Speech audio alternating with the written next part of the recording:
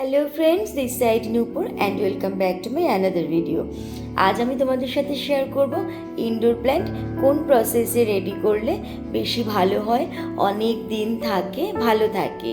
তো আমি দেওয়ালিতে মাটির প্রদীপ জ্বালিয়েছিলাম, সেই প্রদীপগুলো আমি ফেলে দিইনি, সেই প্রদীপগুলো আমি কাজে লাগিয়েছি। আমি খুব কম জিনিস আছে ফেলে দিই, ম্যাক্সিমাম জিনিস কাজে লাগানোরই চেষ্টা করি। তো প্ল্যান্ট রেডি করতে গেলে টবে মাটি দেওয়ার আগে ইটের গুঁড়ি দিতে হয়, ইটের টুকরো দিতে হয়। এই প্রদীপগুলো ভেঙে আমি সেই কাজে লাগিয়েছি, ইটের টুকরোর কাজে লাগিয়েছি। তারপরে মাটি একটু দিয়েছি, তার সাথে দিয়েছিলাম আমি সবজির খোসা রেখে দিই, সেই সবজির খোসা খানিকটা দিয়ে তার উপরে মাটি দিয়ে গাছ লাগিয়েছি।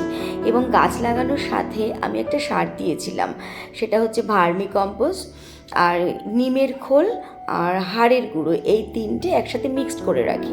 ভার্মি কম্পোস্ট 1 কেজি হলে নিমের খোল আর হাড়ের গুঁড়ো 500 গ্রাম করে আমি মিক্সড করে রেখে দিই। এটা আমি প্রত্যেক মাসে একবার করে গাছে দিই। গাছ ভালো থাকে, গাছে পোকামাকড় হয় না, পিঁপড়ে হয় না, গাছ সতেজ থাকে, এটা গাছের খাবার। বিশেষ করে গাছে পিঁপড়ে হয় না। আর ইনডোর প্ল্যান্টে বেশি যত্ন নিতে হয়, কারণ ইনডোর প্ল্যান্টে রোদটা যেহেতু কম পায়, সেই ক্ষেত্রে পোকামাকড় পিঁপড়ে হওয়ার সম্ভাবনাটা বেশি থাকে। কি জানো তো বন্ধুরা, নিজের হাতে গাছ লাগালে যে শুধু ঘরের সৌন্দর্যতা বাড়ে তা নয়, নিজের মনও ভালো থাকে। তবে এই ভালো থাকার চাবিকাঠিটা আমার বাবার থেকেই পাওয়া। তো এই ছিল আজকে আমার ভিডিওটা। ভালো লাগলে একটা লাইক কমেন্ট করবেন, শেয়ার করলে তো ভীষণ খুশি হব। সবাইকে অনেক অনেক ভালোবাসা জানিয়ে ভিডিওটা আমি এখানে শেষ করছি।